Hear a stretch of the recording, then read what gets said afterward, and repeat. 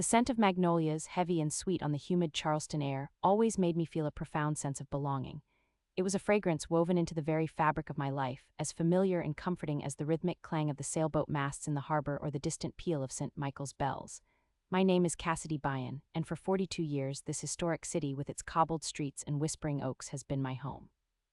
I own Southern Scents, a small boutique tucked away on a quiet lane just off King Street, specializing in artisanal soaps, candles, and linen sprays, all crafted with the essence of the Lowcountry. My days were typically filled with the gentle rhythm of creation, the murmur of satisfied customers, and the quiet satisfaction of contributing a little bit of beauty to the world. I've always prided myself on decorum, a trait I inherited from my grandmother, a formidable woman who believed true Southern hospitality was less about grand gestures and more about an unwavering respect for others, a quiet dignity. This philosophy extended to every aspect of my life, from how I ran my business, ensuring every customer felt genuinely welcomed and valued, to how I expected to be treated in return.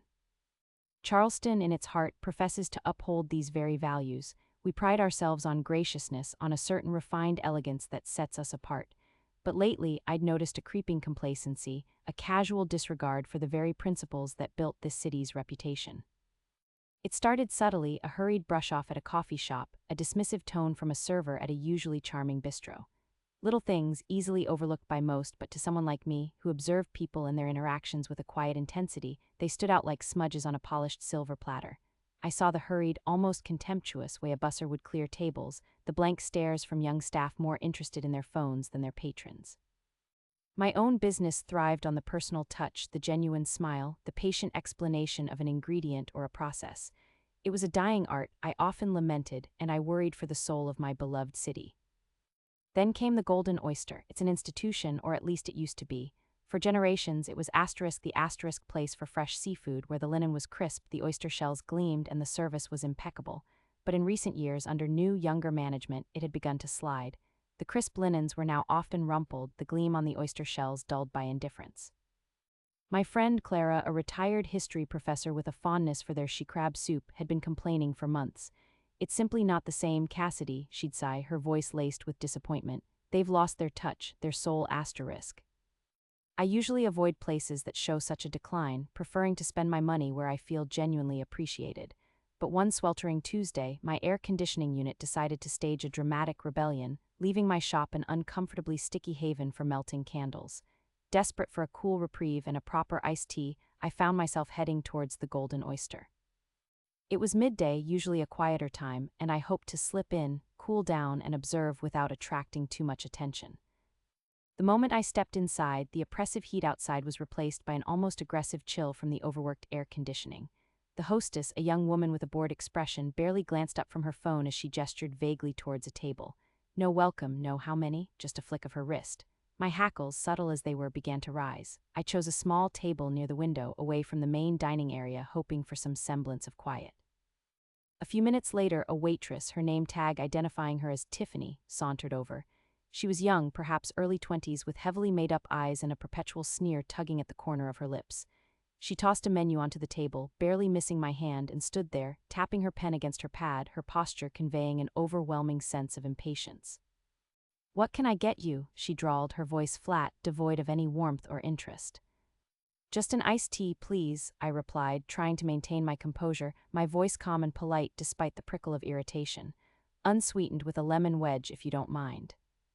She simply nodded, a single, curt bob of her head, and turned to walk away. Just as she cleared my table, she stopped at the next empty booth where another waitress, whom I recognized as the barmaid, a woman named Brenda from her name tag, was wiping down the table with an equally bored expression. Brenda was perhaps 10 years older than Tiffany, with a hard, angular face and eyes that seemed perpetually narrowed in judgment. I watched them, and my observations, honed over years of studying human behavior in my own small shop, told me exactly what was about to happen. Tiffany leaned in, whispering something to Brenda, and then, as Brenda lifted her head, her gaze flickered directly to me. A slow, contemptuous smirk spread across Brenda's face, and she let out a low, guttural snigger, covering her mouth with her hand but not quite hiding the disdain in her eyes. Tiffany giggled, a sound like broken glass, and together they turned their backs, shoulders shaking with silent, shared amusement. The snigger, it wasn't loud, it wasn't a direct insult, but it landed with the force of a physical blow. It was the epitome of casual disrespect, a dismissal of my presence, my person, as if I were nothing more than a tiresome inconvenience. In that moment, the discomfort from the broken air conditioning at my shop faded, replaced by a cold, searing anger. It wasn't just the Snigger itself, it was what it represented. It was the culmination of all those small indignities, the blatant disrespect for the values I held so dear, the erosion of genuine hospitality in a city that claimed to embody it. It was a sneer at decorum, a scoff at courtesy, and I, Cassidy Byan, the quiet observer, the upholder of decorum, felt a deep, profound violation. My tea arrived eventually, sloppily placed without the lemon wedge I'd specifically requested. I didn't bother to ask again. I nursed the glass, cold in my hand, as my mind, usually a quiet garden of creative thoughts, began to churn with a different kind of energy. This wasn't just about my personal affront. This was about the Golden Oyster, about Tiffany and Brenda, about the manager who allowed such behavior, and about every other establishment in Charleston that had begun to take its patrons for granted. This was about the very soul of hospitality in my city, and I for once felt an unshakable urge to do something about it. My quiet resolve hardened into something steely and determined. I finished my tea, left the exact change for the lukewarm drink, and walked out without a word. The heat of the Charleston afternoon no longer bothered me. A different kind of heat, a slow, burning ember, had ignited within me. I knew with a certainty that settled deep in my bones that this was a problem I couldn't simply walk away from. I wasn't sure how or when, but the Golden Oyster would pay for its disrespect. And anyone who dared to mock the very essence of genuine service would learn that decorum, when violated, could become a formidable weapon. This was going to be a story for the ages, one that would resonate with anyone who'd ever felt belittled by poor service, and for more stories like this, you should really subscribe to Tales of Revenge channel for new revenge stories daily. My first step was deceptively simple. I started watching, not in a dramatic cloak and dagger way, but with the quiet intensity of a naturalist observing a rare bird. I didn't return to the Golden Oyster as a customer, not yet. Instead, I'd take my afternoon walks past the restaurant, lingering on the opposite side of the street, pretending to admire the intricate ironwork of a nearby mansion. I noted the busy lunch rush, the quieter evenings, the staff coming and going. I began to identify patterns. The same few cars always parked in the back alley, likely belonging to the staff. I noted shift changes, delivery schedules, the faces of regular patrons. My mind, usually focused on the subtle blend of essential oils, now became a vast database of human behavior, compiling details with an almost obsessive precision. My motivation wasn't purely personal. That Snigger had been a catalyst, yes, but it had unlocked a deeper concern. I genuinely cared about Charleston, about its reputation, about the perception of genuine hospitality. The Golden Oyster, once a beacon, was dimming, and that hurt me on a fundamental level. My revenge wouldn't be loud or destructive, it would be restorative, a cleansing fire to burn away the rot and force a rebirth of the very values they had abandoned. The initial days were frustrating. Observation alone felt passive. I needed information, insights that went beyond what I could see from the street. I considered various avenues. Local forums, online review sites, anonymous tips, all felt too blunt, too easily dismissed. My revenge had to be surgical, precise, leveraging my strengths, perception, and a quiet ability to connect the dots. Then an idea born from my daily interactions with the community began to form. My shop, Southern Sense, was a hub. People talked there, they gossiped, they shared local news, they complained. I simply needed to listen more intently to guide the conversations subtly. I started mentioning the Golden Oyster casually to trusted customers, to delivery drivers, to other small business owners. Have you been to the Golden Oyster lately? I've heard it's not quite what it used to be. The responses were illuminating.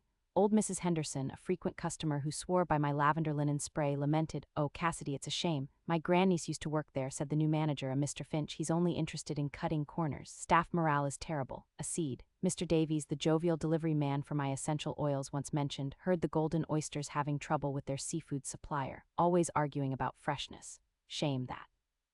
Another seed. I started piecing these fragments together. Mr. Finch, the manager, cutting corners, staff morale, seafood supplier issues. These weren't just isolated complaints, they were symptoms confirming my initial observations. The Snigger from Brenda and Tiffany wasn't just personal disrespect, it was a reflection of a wider, systemic malaise. They were disrespected by management, so they disrespected the customers. It was a vicious cycle. I also learned that Mr. Finch, the new manager, had a reputation for being hands-off, preferring to spend his time in his office rather than on the floor. He delegated heavily to Brenda, the barmaid who, it turned out, acted as a de facto assistant manager, effectively running the front of the house. Brenda's sneer wasn't just a random act of rudeness, it was the face of the Golden Oyster's new management style. She had power and she clearly abused it. My plan began to take shape. It wouldn't be a direct attack on Brenda or Tiffany. They were merely the most visible symptoms. The true target was the system, the neglectful management, and the decaying standards. My strategy would be to expose the rot from within, to bring to light the casual indifference that had infected the once great establishment. The hardest part was containing my own quiet fury. I am not by nature an outwardly aggressive person. I avoid confrontation, but this was different. This was about principle, about upholding the very essence of what made Charleston special. Every time I thought of Brenda's sneer, a renewed surge of cold determination coursed through me. I imagined the satisfaction of seeing proper decorum restored, of witnessing genuine hospitality flourish once more. I started a small, unassuming notebook tucked away in my desk drawer. Inside, I began logging everything: the fragmented conversations, the patterns I observed, the names, Mr. Finch, Brenda, Tiffany, the seafood supplier issues, the rumored health code complaints. Each entry was a tiny thread waiting to be woven into a tapestry of undeniable truth. I knew this wouldn't be quick, nor would it be easy. But I also knew, with a certainty that calmed my churning thoughts, that I was precisely the person to undertake it. My meticulous nature, my keen eye for detail, and my quiet persistence were not traits for dramatic confrontation, but for methodical, undeniable exposure. As the weeks turned into months, I became a quiet phantom in the periphery of the Golden Oyster.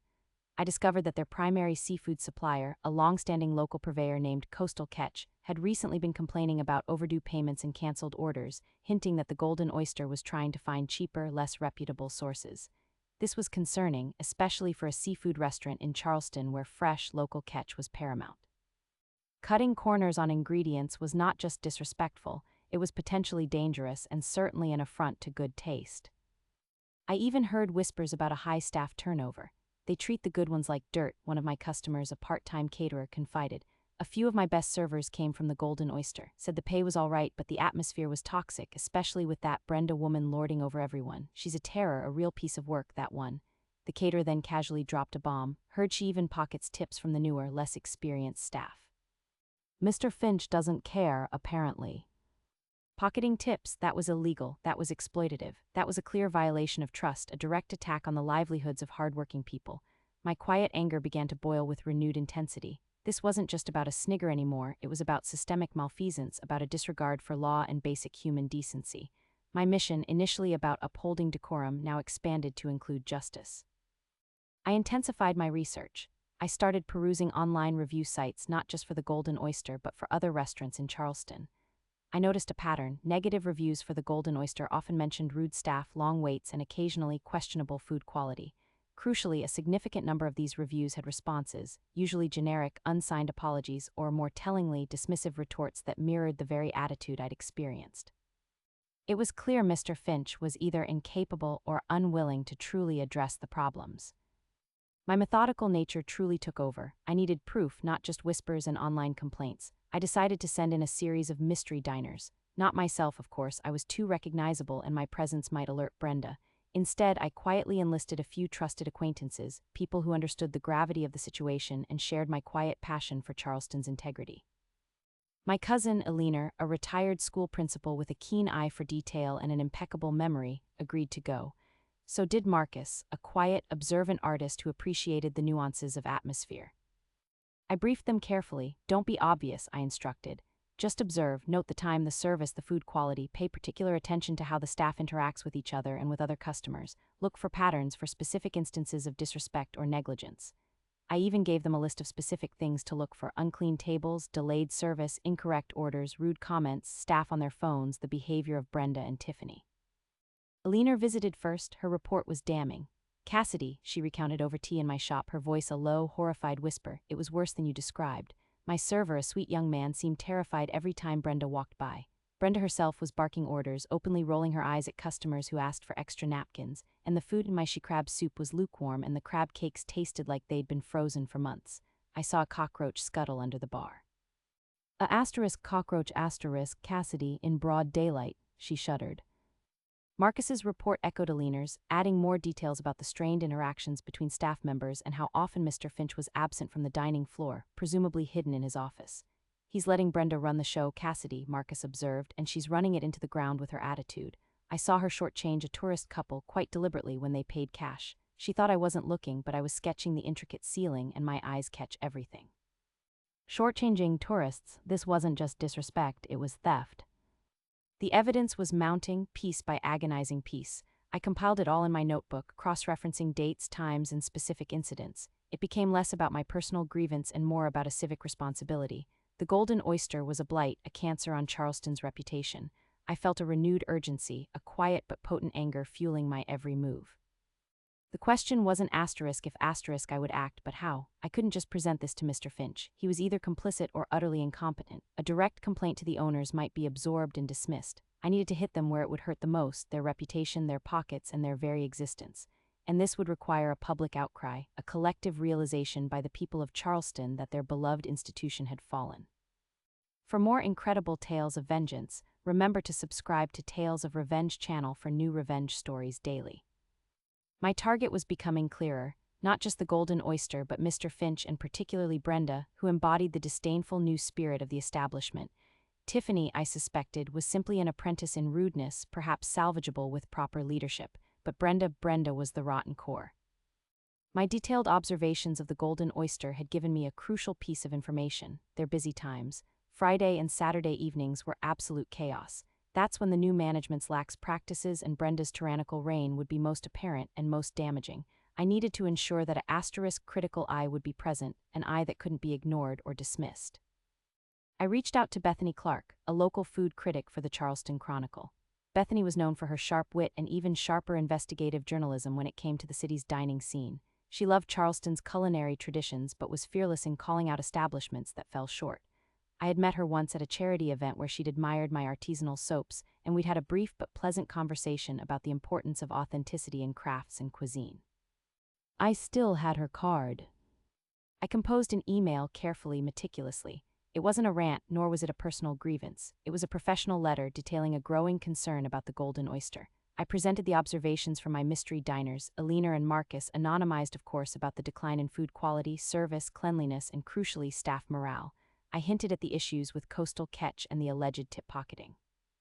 I didn't accuse, I merely laid out observations and suggested that an independent, professional assessment might be warranted to ascertain the current state of affairs at what was once a cherished Charleston institution.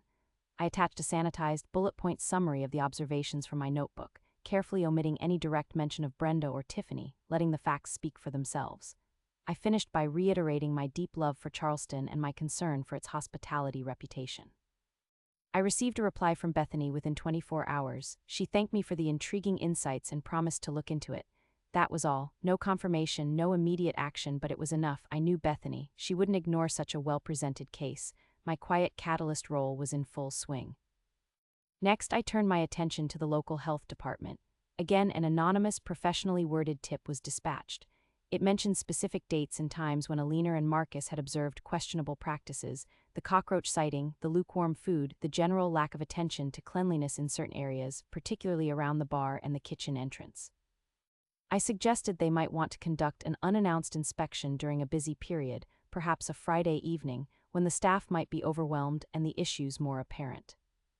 I also made an anonymous phone call to the local labor board, citing anonymous tips about tip irregularities and poor working conditions at the Golden Oyster, without naming Brenda directly. I didn't have solid proof for this one, but I hoped it would at least trigger an inquiry putting pressure on Mr. Finch. My final and perhaps most impactful move was leveraging the community itself. Charleston has several very active online forums and local social media groups dedicated to discussing restaurants and local businesses.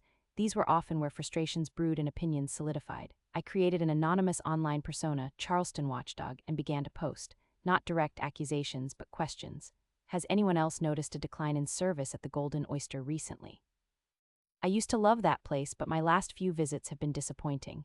I posted carefully worded summaries of my observations, phrasing them as genuine concern rather than an attack. Heard rumors about their seafood supplier changing. I hope it's not true. Fresh seafood is so important here. The response was immediate and overwhelming. Other members of the groups, emboldened by an anonymous voice mirroring their own quiet frustrations, began to share their own negative experiences.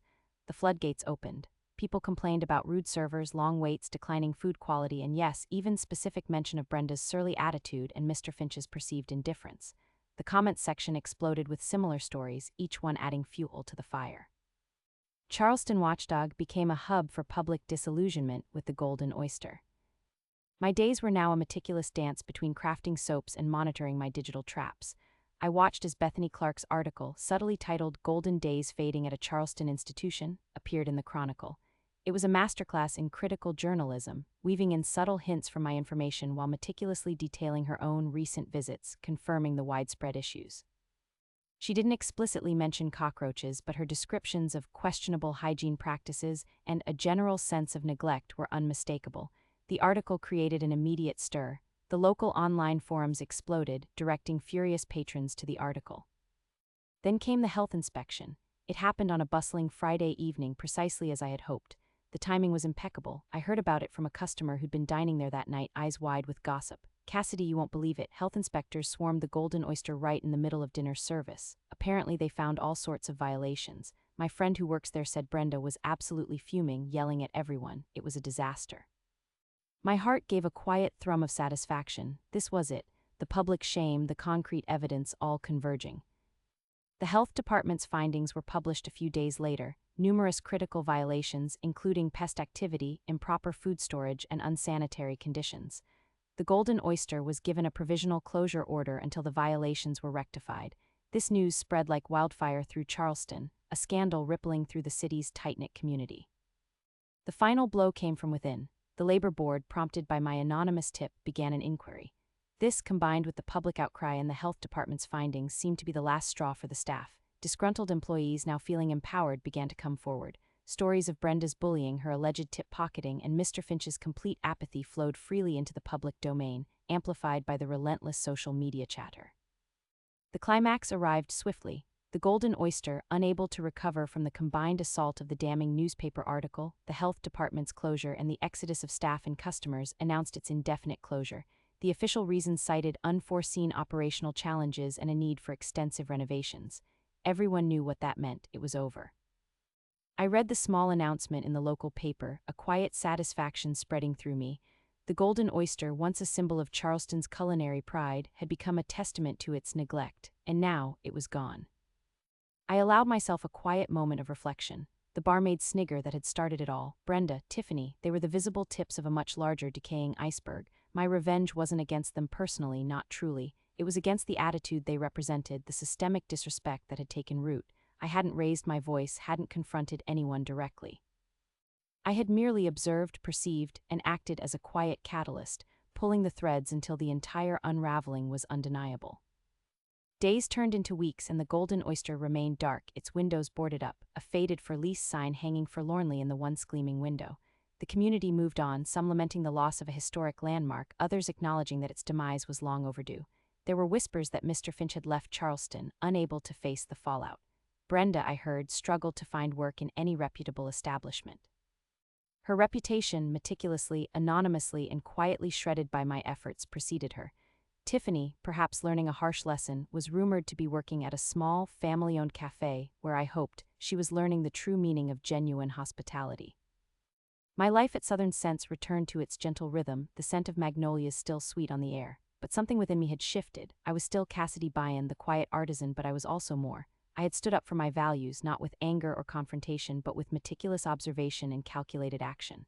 I had cleaned a small corner of my beloved city, restoring a measure of the decorum and genuine hospitality that I cherished. And in doing so, I had proven that sometimes, the quietest catalysts can create the most profound and far-reaching changes. I often think of that Snigger, that moment of disrespect that had sparked such a deep resolve within me. It serves as a quiet reminder, a whisper in the back of my mind. Charleston and its spirit of true Southern graciousness must be protected, nurtured, and I, Cassidy Byan, the discerning observer, will always be watching, ready to ensure that the beauty and integrity of my city remain unblemished. For more immersive tales of vengeance and for new revenge stories daily, be sure to subscribe to Tales of Revenge channel.